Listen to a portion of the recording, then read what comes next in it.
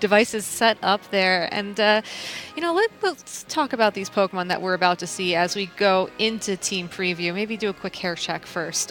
Baris is running Tapu Koko, Arcanine, Ninetales, Garchomp, Celesteela, and Snorlax. And Nathan's team, now I'm excited to talk about this one. Snorlax, Arcanine, Torkoal, Porygon 2, Lilligant, and Alolan Ninetales. Very interesting what we see here is the combination of two weathers coming out of Nathan's team. Nathan is the player you, of course, see on the left there, Baris sitting on the right. I'll be curious to see how the weather is implemented by Nathan.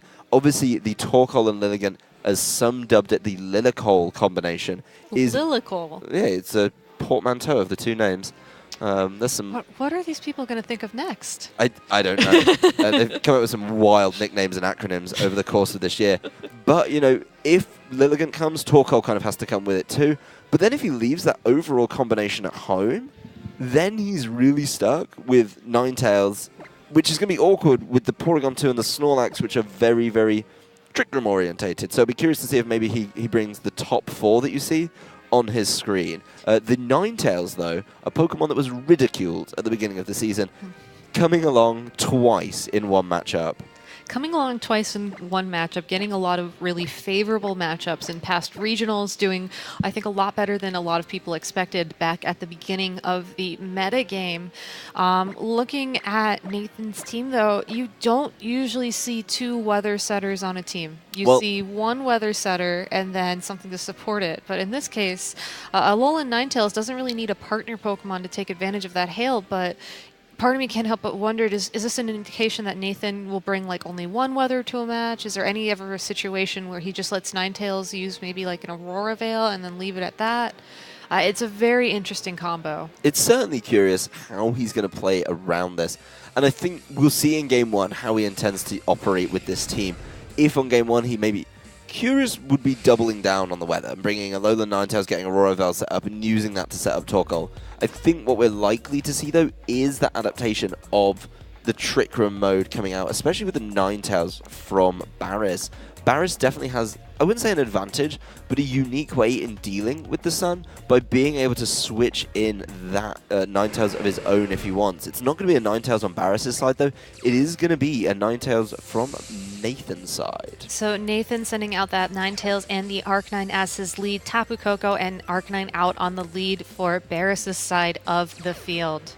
No, I do like the matchup in this case because I think Baris has played it very well. He kept his Ninetales in the back, which I think is a smarter decision. We're going to see the Intimidates all around with this combination of Arcanines.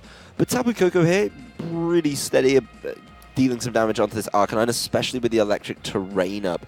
We do actually see when we look at Nathan's team, thinking back to team preview, he doesn't have a way to change the terrain. So the Tapu Koko on Baris' side of the field is always going to be able to capitalize on that. It's always going to have that up without it being contested at all. This Ninetales is going to be a little bit concerned about the Arcanine on Baris' side, and that could be something, if he maybe doubles into it, immediately removes it from play, he could find himself at Pokemon disadvantage almost immediately. Porygon 2 out on the field as Arcanine on Baris' side of the field attacks that Ninetales immediately. Tapu Koko following up with a Thunderbolt.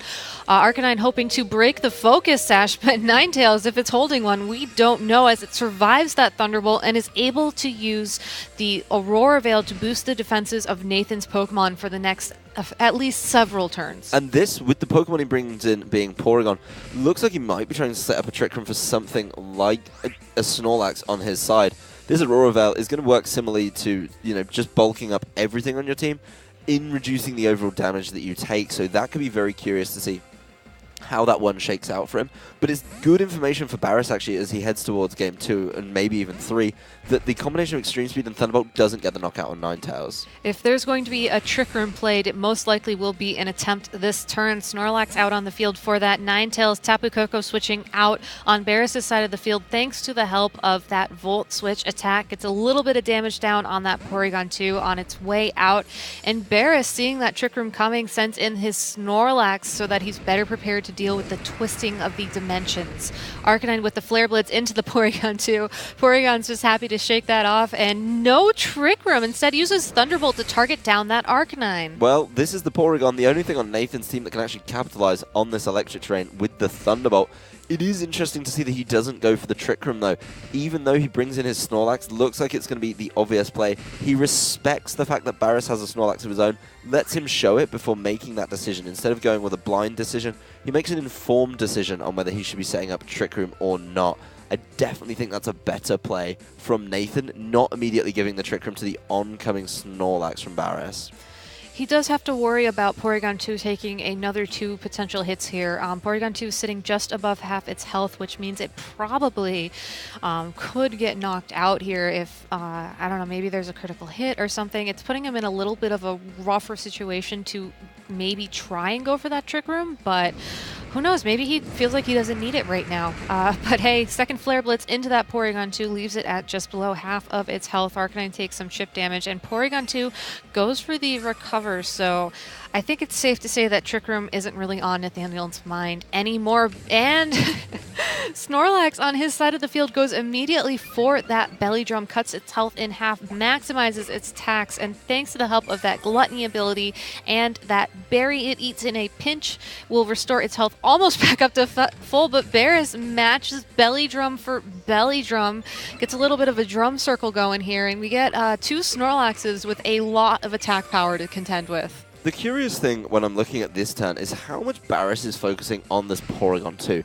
He almost wants it to set up Trick Room, but he wants it to set up Trick Room at a time where it's very, very low on health. He may be trying to wear it down just so this Snorlax on his side can deal with it.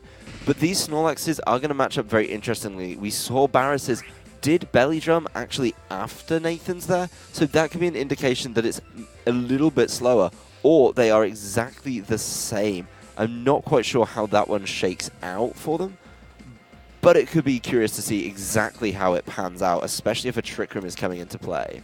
Nathaniel not ready to set up Trick Room. Arcanine out on the field for that Porygon 2, intimidating the Snorlax on Baris' side of the field and that Arcanine as well. Arcanine goes for its third Flare Blitz in a row, crashing into the Snorlax this time, and gets the burn on that Snorlax. So now, even though it did use the Belly Drum, its attack is now cut in half. Snorlax going for a return into the opposing Snorlax, and Snorlax on Baris' side of the field going for a frustration, and after hail and burn damage, that Snorlax might get knocked out. Yeah, it's going to be very, very close indeed. And you see that Baris, that would be a good reason to keep using this Flare Blitz. It is just fishing for that burn, and getting it, of course, on Nathan's Snorlax definitely helps him out. The burn does not do enough to take the knockout. The Snorlax on Nathan's side is going to be sticking around for one more turn.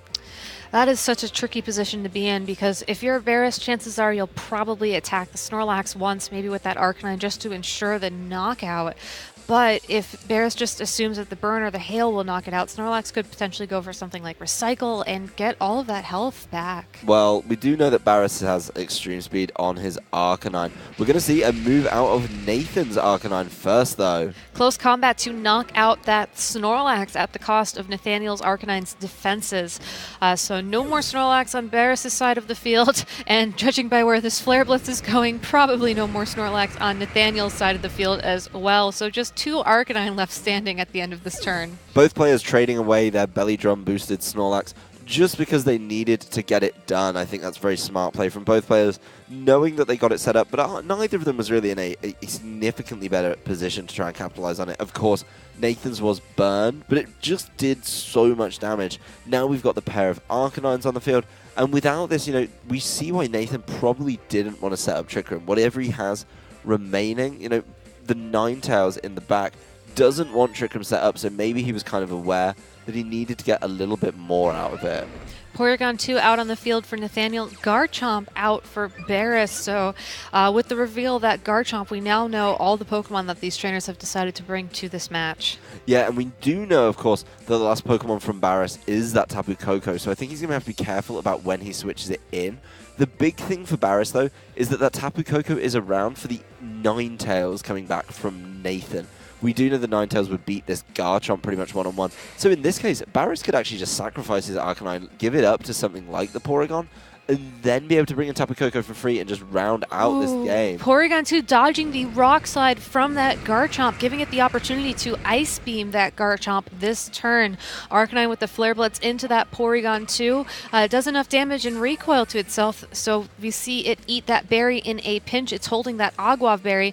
Porygon 2, no Ice Beam. Instead, going for the Trick Room, which will allow it to move first going into the next turn. Yes, well, we talked a little bit about Ninetales and how important it would be to get the Tapu Koko in front of the Ninetales. Now, in this case, it does change a little bit. What Baris actually needs to do is keep the Arcanine around for the Ninetales. Now, I don't know if Nathan respected the potential berry activation from Baris's Arcanine in that turn, but he did let him get it off. So now with the Trick Room set up, even when Ninetales comes back to play, the Arcanine's going to be able to deal with it. This Porygon 2 is probably going to be needed to do a lot of the damage. Arcanine leaving the field, Ninetales taking the field in its place, bringing back with it that nice hail that will start dealing a little bit of chip damage to all of the Pokemon on the field besides itself. And Porygon 2 with that Ice Beam into the Garchomp. Will it be enough for the knockout? Garchomp is able to hold on. Arcanine with another Flare Blitz targeting the Ninetales for that knockout. And whatever Garchomp does here could do a lot of damage to that Porygon 2 if it's something like the Z move, maybe another Rock Slide. That's what it is. It's a Rock Slide going to connect with the Porygon 2, and that's the end of this turn. I would suggest that the continued use of Rock Slide does give Nathan a little bit of an idea on what exactly Baris is doing with that Pokemon, and that may be something that completely changes this matchup for him. But this is information that Nathan still has to figure out in the middle of a match, and that's certainly not an easy thing to do. Yes, Trick Room is up right now, and, you know, this Porygon 2 would be able to throw out Ice Beams first, but he's still got to get through an Arcanine and a Tapu Koko on Baris' side, which is certainly a big ask for, you know, an Arcanine and a Porygon 2, which isn't really known for its offensive prowess. No, but looking at the way the field is set up this turn, chances are that Garchomp will be knocked out, barring something like a Protect to stop it from taking damage from that Porygon 2. Arcanine has been intimidated a couple of times now, so I think it's smart that Barry is switching it out and sending in the Tapu Koko in its place, bringing back that electric terrain as well. So Arcanine able to come in next turn. If that Garchomp is knocked out by this Ice Beam, which is exactly what happens, intimidate the Arcanine on Nathaniel's side of the field and maybe give Baris a little bit of an out moving forward. Arcanine on Nathan's side of the field going for the close combat into Tapu Koko. It's not very effective and doesn't deal a lot of damage. And it lowers his defense as well. And it lowers his defenses as well. The switch into that Fairy type, very, very useful for Baris here. He does get the Tapu Koko in safely. Obviously, would be better without the Trick Room, but he does take up that close combat and mean that overall, you know, what we're going to see is some more damage. Now's a great time to go on it. That Aurora Veil that's been really doing work for Nathaniel all game. You know, we've noticed the damage output being lower, but the lack of that Aurora Veil now means the damage output's back to normal for Baris, so he's going to be able to start dealing a lot more damage. And even though Aurora Veil was up, he still managed to keep the Pokemon count at exactly even. Yeah, so it's coming down to these final turns here, Nathaniel versus Baris, and that's exactly what you want to see when you're seeing two players completely undefeated in round 6 of Swiss. Tapu Koko revealing that it has Protect Porygon 2 with the Thunderbolt into Arcanine, happy to take advantage of that electric terrain that Tapu Koko brought back, as Baris' Arcanine goes for the Flare Blitz into Nathaniel's Arcanine. Yeah, I think that Flare Blitz, just trying to trade now. I still feel like Baris is in a really commanding position, but something may be changing that. That was the Firium Z move there. So it looks like Nathaniel's Arcanine is going to go into an Inferno Overdrive. One of the most powerful Fire-type Z moves. In fact, I think the only Fire-type Z move. Going to crash into that Tapu Koko, sending it up in an explosion of flames. Thanks to the Protect, it doesn't take a lot of damage, but it looked like that hurt. Yeah, we do see that Protect coming in absolutely invaluable. I think Nathaniel needed the knockout on Tapu Koko there. And a smart Protect from Baris to just keep it around for another turn. We are going to see a nice round of chip damage from the Hail, which Nathaniel manages to, you know, keep on the field. But overall, you know, not taking knockouts there could become a bit of a problem, especially as we move towards the back end of this game. I think Nathan probably in still a fairly comfortable position, because of that Porygon putting the pressure down on the Arcanine, and then Arcanine putting pressure down on Tapu Koko, definitely works out very, very nicely. But, you know, Baris has learned a lot about Nathan's team in this game. He's learned so much about it that he can push on to in Game 3 with. Definitely. That's one of the downsides, I think, to winning a Game 1 in a situation like this. You know, Baris, he knows your Z move, assuming you only have one of them. He knows that you like to tend a little bit towards Trick Room to help manage, you know, Tapu Koko and the threat it brings to that Ninetales. And it just gives out a lot of information. I think Close Combat on that Arcanine is a bit of a tech that hasn't been as relevant in the current metagame as it has been in past years. But hey, information's the name of the game, and that will certainly be helpful going into Game 2. Flare Blitz from Arcanine on Nathaniel's side of the field, knocking out the Tapu Koko on Baris' side of the field. Baris' Arcanine uses Protect, so it won't take any damage, but it still has a little bit of a tall order if it wants to be able to knock out both the Porygon 2 and the Arcanine, given that it looks like maybe one more hit from that hail will knock it out. Yeah, the shake of the head from Baris there. As the Trick Room comes to an end, you know, it doesn't really matter.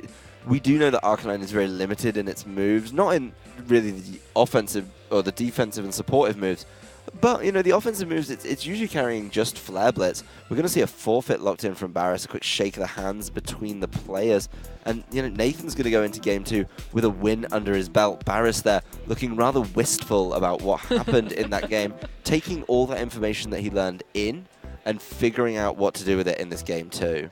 So I think one thing that's interesting that might come into play, despite the information that Nathan revealed that last game, is the fact that Nathan still has that Torkoal and Lilligant sitting in his party.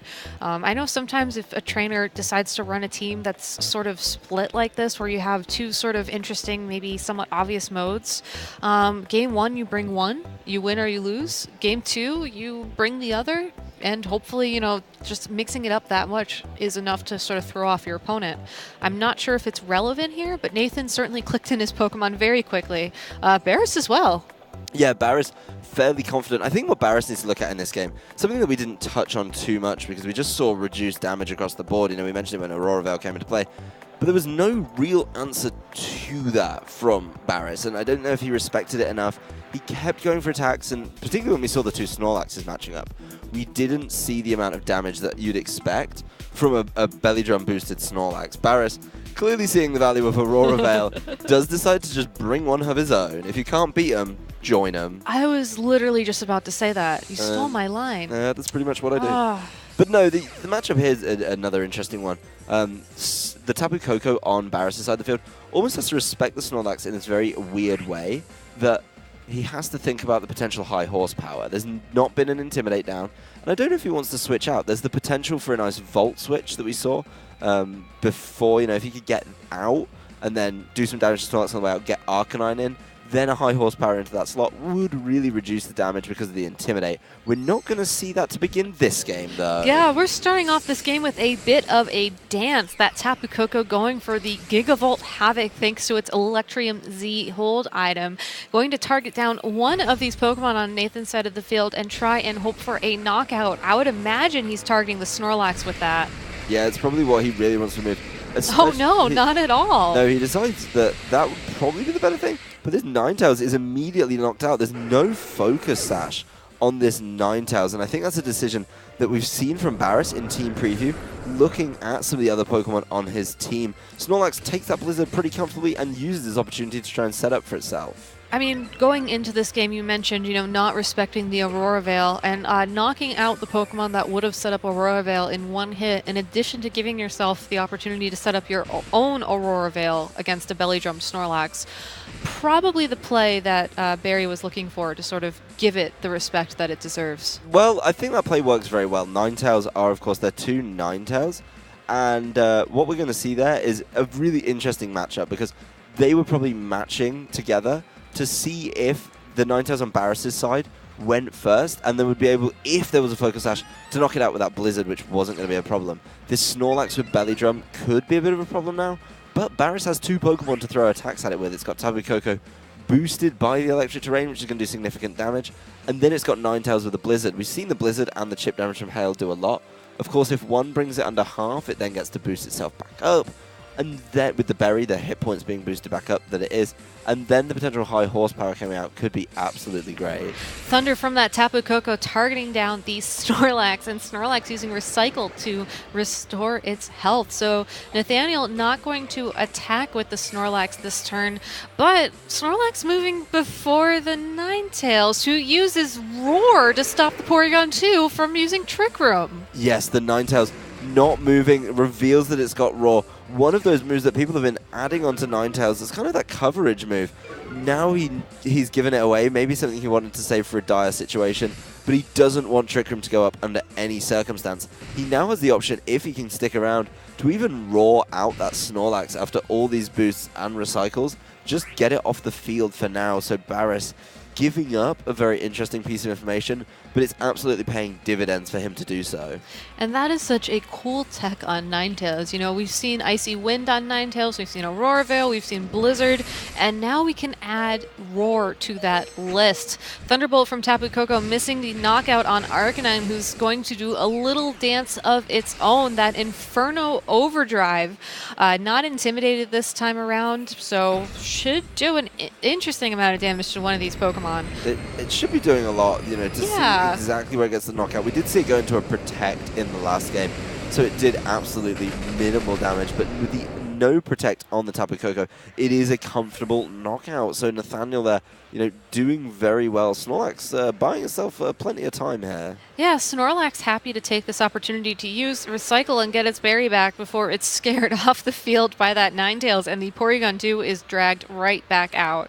It'll be curious to see if Baris keeps going for these Roars. Now he's not so pressured to do it because the Snorlax is not alongside this Porygon 2, but, you know, he does need to keep respecting Trick Room. There does, of course, come a point, if it gets to that point in the game, where Nathan doesn't actually have any Pokemon remaining, so he can't be roared out. All he needs to do there, I think, is if it comes down to 2-2, it could be interesting. We see the Celesteela come out from Baris, and that definitely is interesting because he doesn't have Inferno Overdrive from this Arcanine. That's Nathan's Arcanine. Not able to tidy it up.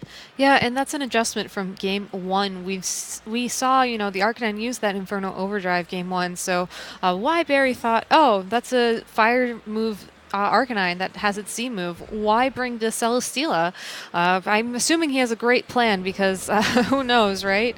Ninetales with that Blizzard targeting down the Snorlax and the Porygon 2, who fires back a Thunder to deal some damage, and Porygon 2 gets hit by the Leech Seed. Yeah, the Thunderbolt coming out is going to do a little bit of damage. I do like how that one works out, you know, but this Celesteela coming in could be kind of an indication of how Baris wants to see the end of this game out. Really grind it to a halt, start wearing things down with Blizzards and Hail damage and Leech Seeds. You know, getting Leech Seed down on Porygon 2 is really an interesting way of putting a timer on it. Not many people put the timer on it that early. And if it forces switches, Ninetales is probably going to be able to start getting some chip damage down of its own. The Snorlax is so important for Nathan right now, and he's going to have to do so much with it without the use of Belly Drum, which I'm sure while he's been training the Snorlax is something he's often considering. Ninetales with the Aurora Veil back on the field. So we're going to see that Celesteela's defenses be boosted even more. Celesteela happy to keep using that Leech Seed to connect with the Snorlax this time to give itself even more health. Snorlax using Return to almost knock out the Ninetales, but more importantly, we didn't see a Roar that turn, so Porygon 2 happy to set up that Trick Room. Yeah, setting up the Trick Room is really important. There's no residual Hail damage anymore, but Celesteela is now getting 2 rounds of Leech Seed every single time. That's going to be so much recovery. We see Snorlax dive back in for another one of those Figgy Berries. And, you know, it's going to have to start dealing damage. Now it's at full health, and now is a great time to do it. He doesn't want to have to spend any more time setting up Recycles. Porygon 2 is going to have its Thunderbolt, limited by, of course, this lack of electric terrain for now. That's not really what it needs. It probably needs a more powerful Thunderbolt to start dealing with this Celesteela. But Porygon 2 could also pick up the knockout on Celesteela, while Snorlax might be forced to try and deal with the Celesteela itself, which with those returns or, you know, high horsepower that's not effective at all, that could be a very slow process. There is still the Arcanine in the back of Nathaniel's party, but it has such low health.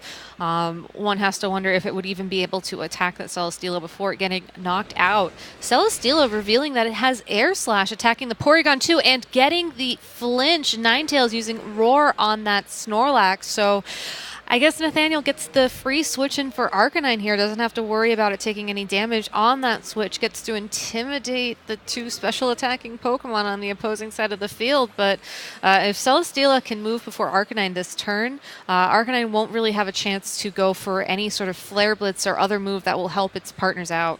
Yeah, these come down to very big decisions overall for both these players, I think. Nathan's definitely up against it with his Pokemon on very, very low hit points indeed, and he needs to make the right calls. If he didn't get flinched by the Air Slash on that turn, I think we would have been in for a very, very interesting matchup. But Porygon 2 is still able to do a decent amount of work under this Trick Room. It could try and pick up a knockout on Ninetales, assuming it can take another attack from the Celesteela. It could buy itself more time with a Recover, or it could just try and deal with, absolutely anything that comes in. He does just have to be very careful with it, and while he's being careful with it, he also needs to try and work in some recovers. Arcanine protecting this turn, not ready to get knocked out by that Celesteela.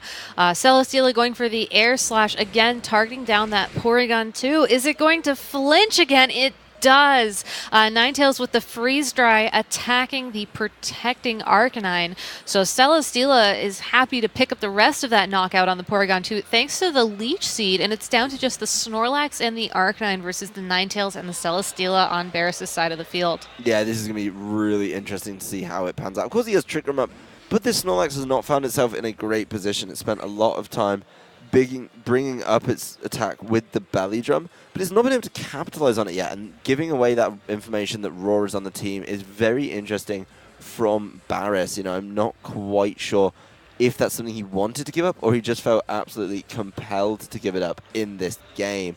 It has paid off for him though, so in that case, it's totally worth it. Nathan's going to have to get so much out of this Snorlax that I don't think he's going to be able to get all he needs out of it, especially with this Celesteela, a lovely adaptation at the team preview stage by Baris.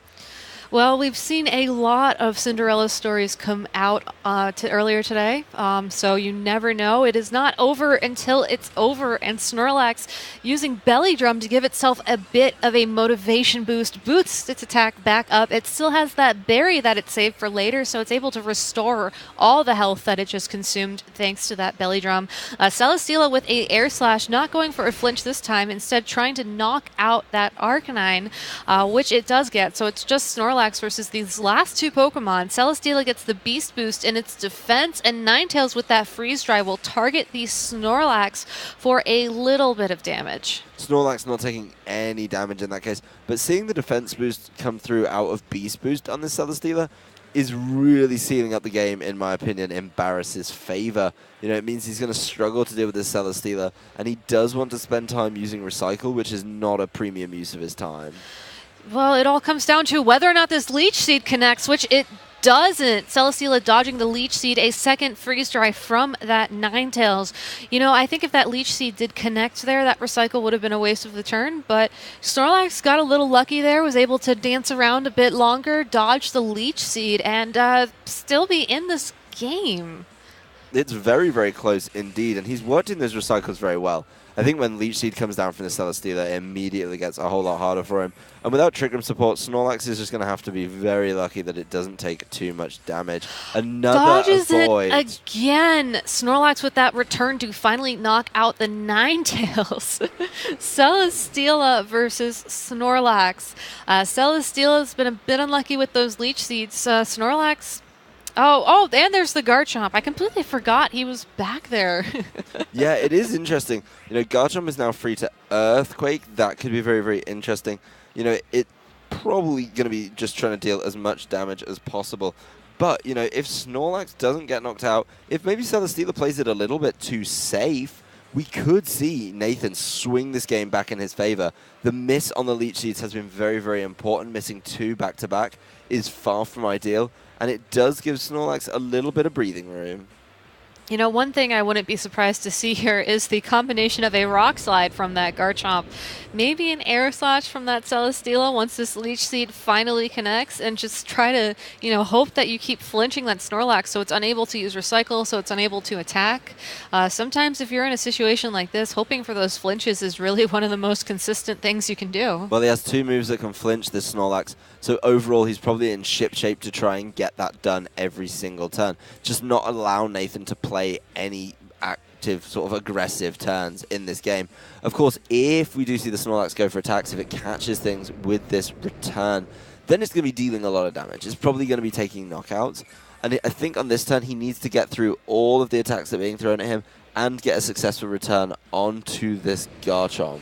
Well, we saw both that Rock Slide and the Air Slash connect. Snorlax doesn't flinch, instead goes for that return, targeting down the Garchomp, and it is a knockout. So Snorlax able to bring this down to a 1 versus 1. Snorlax versus Celesteela, Leech Seed versus Recycling, a Pinchberry, and who knows, this game is far from over. It really is. This Celesteela, though, could be enough to just wear down the Snorlax, especially with the Leech Seed in play, of course. It is interesting that he has Air Slash, and that's going to be able to really open some doors. I think turns where Snorlax flinches and isn't able to move, just like this one, are going to be invaluable. It looks like he's going to come very, very close indeed to being knocked out by another Air Slash. At least the combination of Air Slash and the Leech Seed will guarantee the knockout, and with that in mind, he's forced to recover this turn. That means another turn without any kind of damage output going towards that Celesteela. Air Slash is just enough to tidy it up. Yeah, so Baris tying up this game. 1 win for Nathan, 1 win for Baris. We're going into game 3 here of round 6 of Swiss at the Pokemon North American International Championships. There is a lot on the board right now. We've seen these players, sort of play out this matchup with the same 4 Pokemon almost both times, Celesteela being the last adaptation we saw from Baris. You think we're going to see another one? I don't know if there's another adaptation needed. I think the 4 that he brought to that previous game were just a better selection. I did really, really enjoy his turn 1 with the Tapu Koko going after the Ninetales on Nathan's side of the field, and that's something that I'm curious to see. I would, if I switch it over to the look at Nathan's team, I think something like a Torkoal Lilligant might do fairly well here, as long as he's not trying to put everything to sleep. The threat of the Tapu Koko on Billa's side kind of answers that. As long as he's not relying on things being put to and remaining asleep, I'll be curious to see exactly what Nathan decides. This time, he's locked in very, very quickly and leaves kind of the heat on Billa to make that decision. Yeah, so I would love it if we saw that Torkoal Lilligant mode, I think, come out from Nathan. It's an interesting adaptation going into a game 3 to basically completely change up your strategy and your approach to a game. But when you need to win a game so you're able to, go into the next couple of rounds feeling more confident about whether or not you're able to make it on to day 2 of Swiss, that's the kind of play you need to make sometimes. It's a really big call if he wants to go for it. But with the Celesteela and Ninetales coming to the party, I don't think it's a bad play at all. The one thing I think Nathan's team is lacking a little bit is a way to control and change that terrain.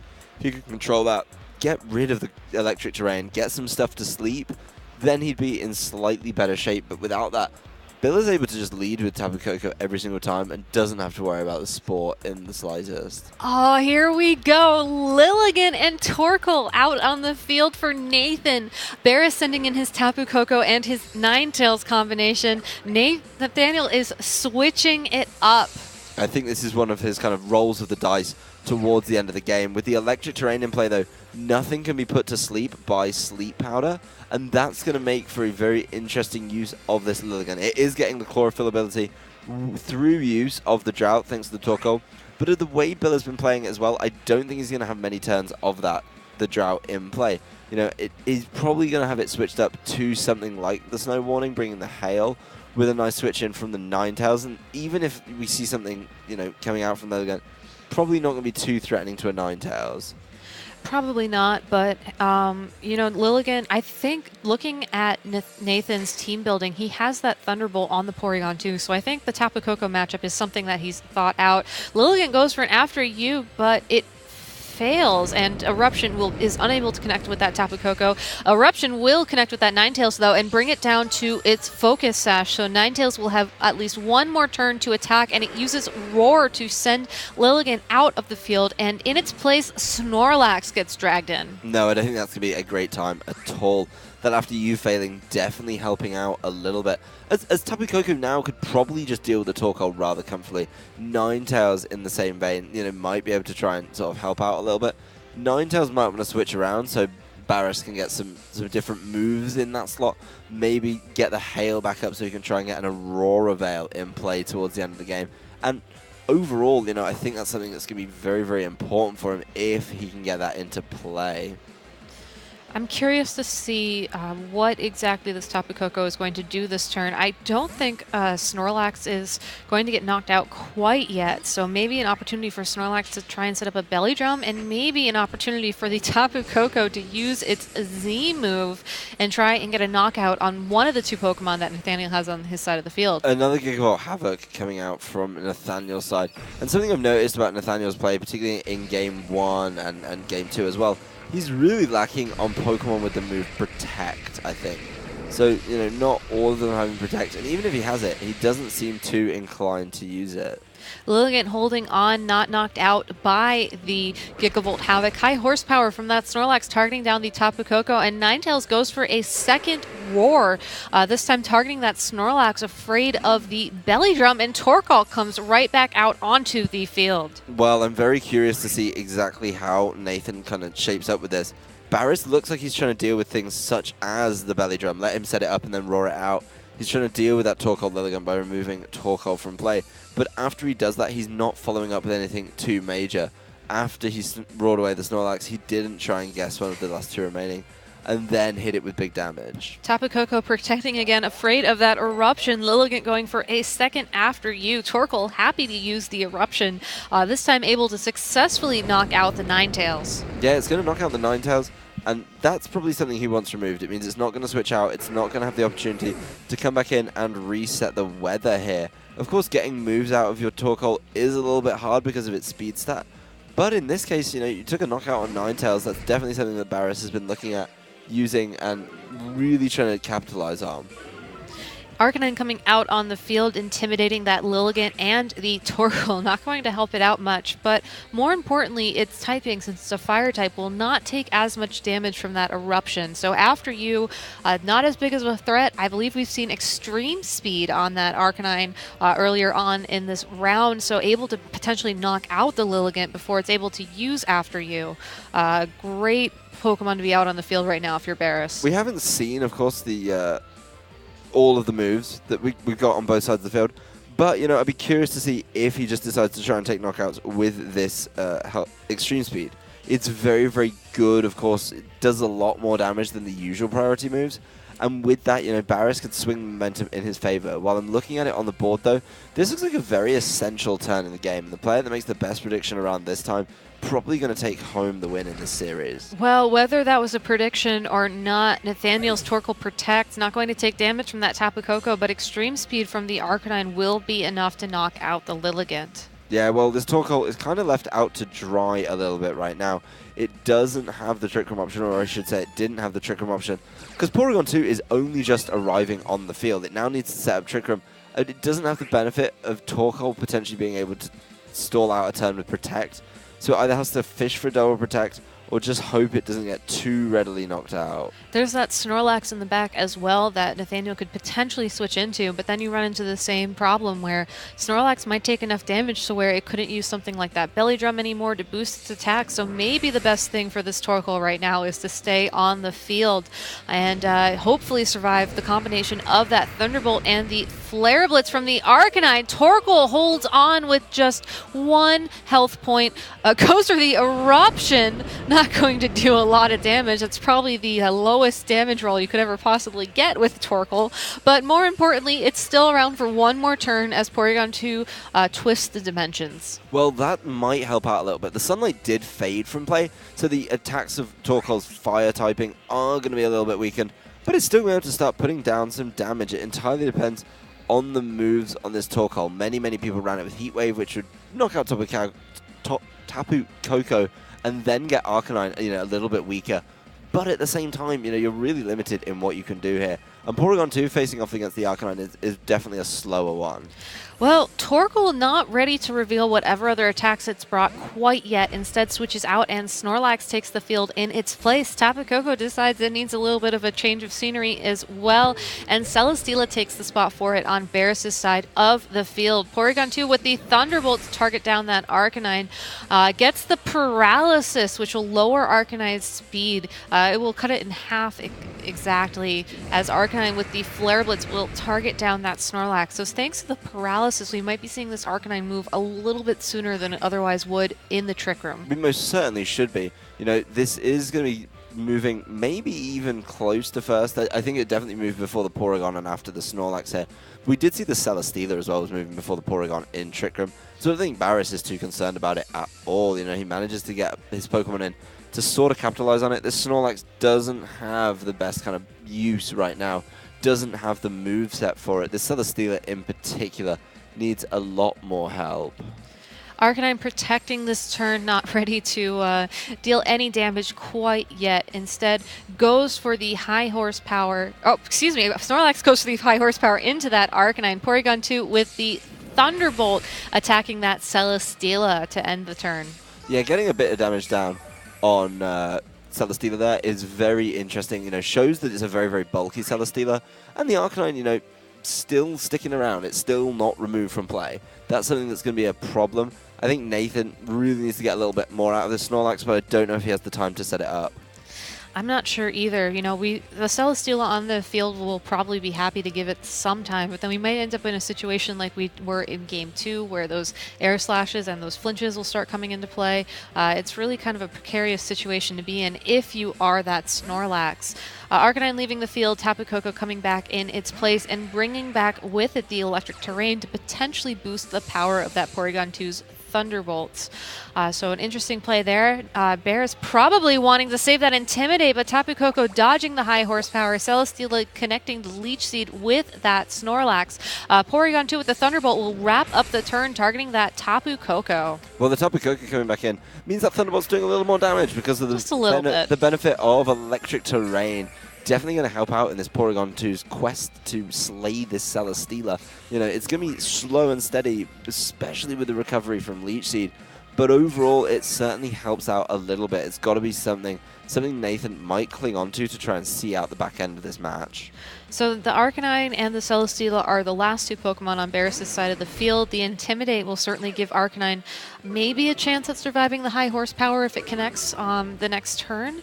So I'm really curious to see how Trick Room's going to play into these last final turns here.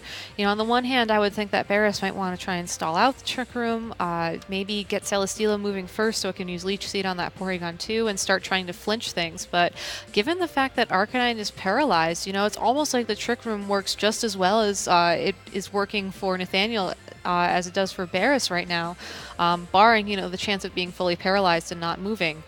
High horsepower will connect with the Arcanine this turn, but it does not knock it out and activates Arcanine's hold item in a pinch, going to eat that Aguav Berry and get its health almost back up to full. Arcanine, not fully paralyzed, goes for the Flare Blitz into that Snorlax. It almost knocks it out. Arcanine taking a nice chunk of damage in recoil and activating Snorlax's Pinch Berry in addition to its own. So lots of berries being snacked on this turn. Leech Seed from that Celesteela connecting with the Porygon 2. So Celesteela is happy to start sapping health from both these Pokemon. And the Thunderbolt gets a critical hit, almost knocks it out, but Celesteela hangs on. Well, we see the shaking of the head from Baris there. He's very upset about that critical hit. I don't think he's not the most upset, but he is going to have to try and stall out this game with smart use of this Celesteela. We see the insane amount of recovery that's coming out of this Celesteela's use of Leech Seed, and with a Protect the next turn, that Celesteela is going to be coming very, very close, of course, to a position where it can take another Thunderbolt. But this Snorlax is still going to be able to work on this Arcanine. This Celesteela is going to get worked at by this Porygon 2. And Nathan's Pokemon are in a very solid position as a pairing. When Trick Room ends, he's kind of faced with this awkward decision. Does he want to set Trick Room back up for Snorlax's benefit? Will he be able to use it to beat Arcanine? But, you know, Celesteela does have those leech seeds. You do need to spend turns attacking it and not setting up for the end of the game. Nathaniel could also potentially switch out one of his Pokemon into that Torkoal to try and get rid of one of the leech seeds, but no switches yet, and Arcanine is fully paralyzed, cannot use Protect. Snorlax going for that Recycle to find its Figgy Berry once again, and Porygon 2 re-establishes the Trick Room out on the field. Yeah, that's very important. Getting it back up, I think, is probably the right decision for him there. He wants to get it back up, so his Snorlax is very, very threatening indeed. Of course, he is going to be lowered in his health just under that 50% mark, and we're going to see the Berry be activated again that he recycled the previous turn. So that Berry coming back into play is making that Snorlax, again, a problem to deal with. Celesteela's recovering a ton of health, though. It's coming back nearly to full. If it isn't knocked out, if it doesn't take any damage, it will actually go back to full health at the end of this turn. And overall, you know, I think the way this team has been built by Baris is there to try and capitalize on that leech seed. He's doing a great job. I think Nathaniel's only win condition right now is to knock out that Arcanine, maybe get Torkoal in safely, and then target it down with whatever fire-type move it has that isn't named Eruption. Yes, when he can get that in play, he's going to be good. So his focus right now is 100% that Arcanine. It is fully paralyzed. It may struggle to stall out with potential protects. This turn, it doesn't struggle with that, though. Arcanine able to protect this turn. Snorlax with the high horsepower into that protecting Arcanine. Celesteela with the air slash going for a little bit of damage on the Snorlax, not going for flinches on the Porygon 2 quite yet. Porygon 2 with the Thunderbolt into Celesteela this time. No critical hit. Celesteela is going to get a lot of health back, but slowly just whittling it down. Yes, what he really needs to do, in Nathan's case, is just try and deal with Arcanine. And I'd be curious to see this turn, after we saw the Protect the previous turn, if he maybe doubles into that slot while Celesteela's likely to Protect, then he's able to bring in Torkoal under a Trick Room to deal with his Celesteela. But we've seen people really stall out and bring games to a grinding halt with Celesteela. Of course, if he brings in the Torkoal, brings it in on a potential Air Slash, he's going to lose it immediately on the way in. But Nathan just needs to deal with Arcanine right now. He needs to deal with Arcanine with Snorlax and maybe Porygon 2, and then try and, you know, bring in that Torkoal, or just keep going for it with these Thunderbolts. You know, those Thunderbolts are doing a lot of damage while the electric terrain is in play. That is, of course, going to be running out very, very shortly for us.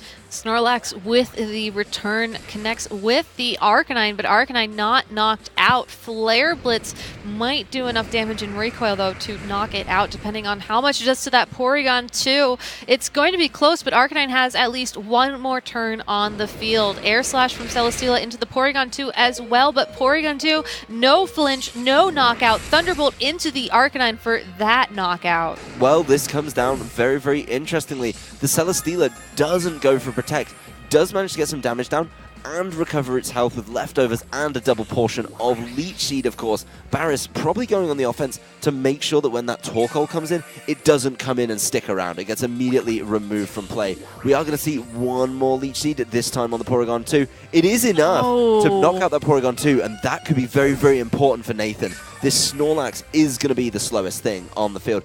Alongside the Torkoal, they're both slower, of course, than the Celesteela. Just naturally, the way they're trained really emphasizes that point. And Torkoal comes back in, bringing the sun with it, of course. There is no weather in play right now, not even contested. And assuming it has a Fire-type move that isn't Eruption, will be doing a bunch of damage to the Celesteela. If it falls a little bit short, then of course this Snorlax is in a great position to just finish it up. There is no Leech Seed down on this Torkoal, so Celesteela, you know, isn't going to be recovering as much. It isn't able to open up an opportunity to try and do that. This game is going to come down to the wire. Celesteela buys itself at least one more turn with that Protect. Torkoal revealing that it has Flamethrower and not Heat Wave. Snorlax not even going for an attack this turn, instead using this opportunity to recycle and make sure that it has that Figgy Berry to snack on to bring its health almost back up to full. Yes, that's very, very important.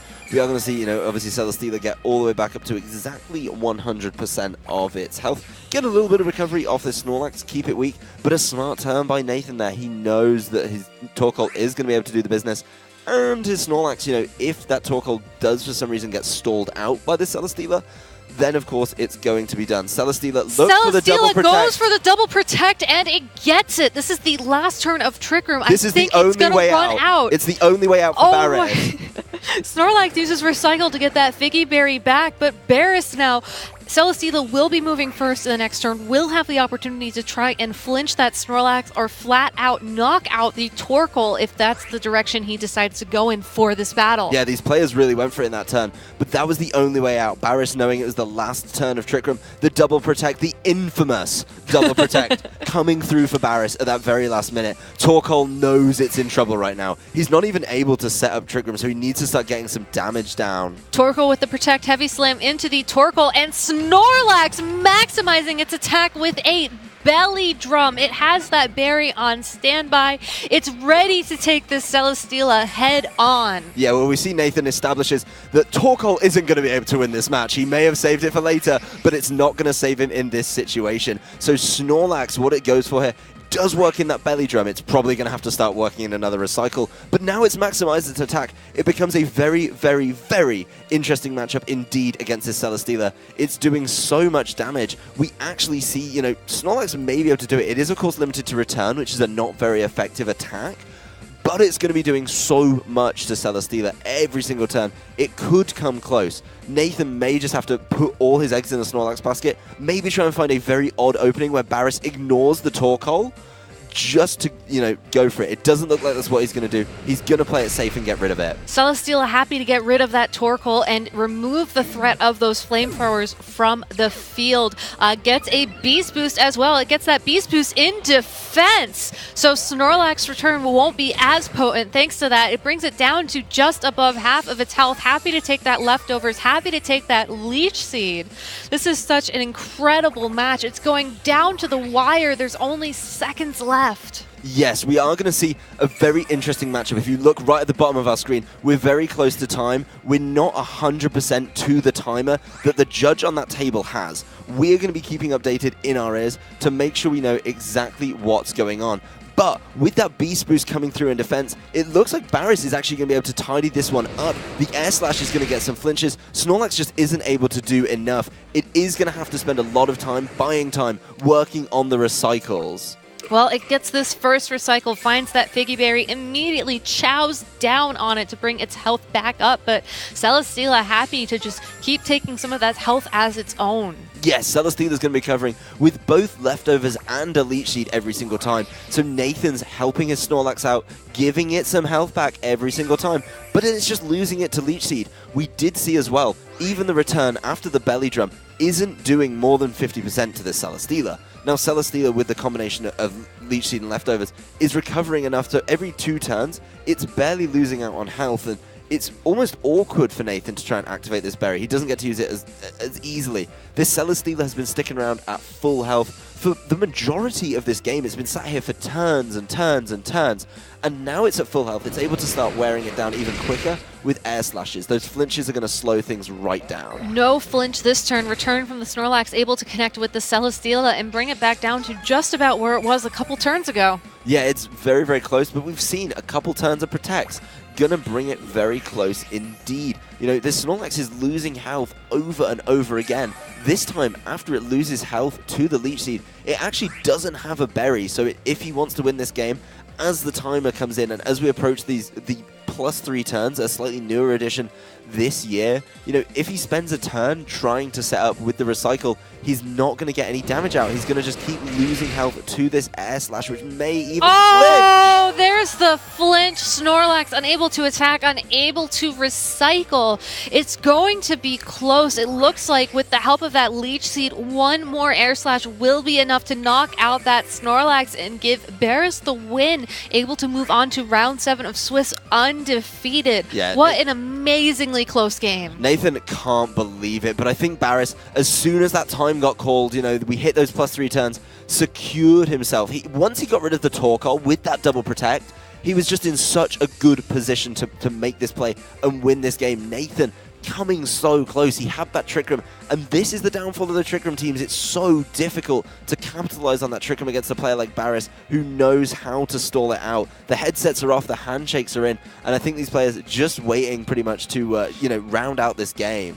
Yeah, the move timer slowly counts down, so I think they're leaving it up to, I don't know, whatever's chance is. Yeah, we see the judge there, slowly filling in the match slip, just making sure it's all been approved while the players have a bit of a conversation. So what's going on in the top there, not so relevant. Both these players going to just time out. Nathan looking absolutely distraught. The game decides it's time for an air slash anyway. That's going to just secure the game on screen for you as well. Yeah, so, Nathaniel played so well during that game. It's unfortunate that it came down to an air slash flinch that gave him the loss, but when you think about it, there were a lot of turns where that air slash was in play, and we did not see flinches. Celesteela is not Togekiss. Those air slashes don't have a 50% chance of flinching. I believe it's only 30%. So, not the best odds, but still something that can come in and really disrupt games like that. Well, the way that it panned out as well, we were in that timer end period. We had hit time in the round, and so we were in the +3 turns, and the way that Snorlax was doing damage, it wasn't even bringing Celesteela under half, and Celesteela was getting some good damage down every time. So even though Nathaniel thought that flinch was game deciding, it really wasn't. For those of you at home a little bit perturbed about how this game actually ended, as it did end a little bit oddly. Once time is called, the 50-minute round for all 3 games, then we hit those +3 turns. We play another 3 turns. The turn that the time ends is determined as turn 0. Then we have 3 after that, and at the end of those, the way that Celesteela was healing up, of course it was going to be the victor on... The Pokemon numbers were equal, but the percentage of hit points remaining, Celesteela was much more ahead of the game in that one, I think it's fair to say. Yeah, and it was easy for Celesteela to keep that advantage. Snorlax had to basically sacrifice a turn every single time it wanted to recycle, it wanted to get that berry and heal its health right back up. Celesteela, on the other hand, leftovers, Leech Seed, those are two very passive things. You don't have to worry about them, provided that Leech Seed is able to connect with a Pokemon, and provided that Pokemon isn't switched out, you just keep getting that health back. Well, the Celesteela on Baris' side of the field is something I think is an adaptation for him that might be worth talking about a little bit. We don't see Air Slash on every Celesteela. Of course, Heavy Slam is a staple, Leech Seed is up there, and Protect is also to capitalize, of course, on those leftovers when you have them. So that's a very interesting adaptation, that last slot, beginning of the season it was Substitute, middle of the season it was Flamethrower, and end of the season, which we are in now, it's actually Air Slash trying to get those flinches, and we saw it did make that game a little bit cleaner towards the end. It was a little bit more damage as well than something like a Flamethrower. Flamethrower, of course, not being boosted by the same type attack bonus. Air Slash being boosted by it, though, we did see some significant damage coming out of a Pokemon that was being both bulky, annoying, sticking around, and dealing damage. Yeah, that's, it's really interesting. Another thing I'd like to point out is the fact that Celesteela was consistently underspeeding the Porygon 2. Yeah. That's not something that you don't usually see from Celesteela. Yeah, that was very, very odd indeed. I was curious to see exactly how that one panned out and what we were going on with there. So I was curious, exactly how we came to that endgame. I really did enjoy that play, though, from both of them. I did as well. So that was such a fun team. I'm so happy you got to see the Lilligant and Torkoal, too. I almost called it Lillicole. Yes, it would have been very, very interesting to see exactly how that one came to an end. If the Lilligant and Torkoal had been able to go together a little bit more, then I would have been interested to see if you've been able to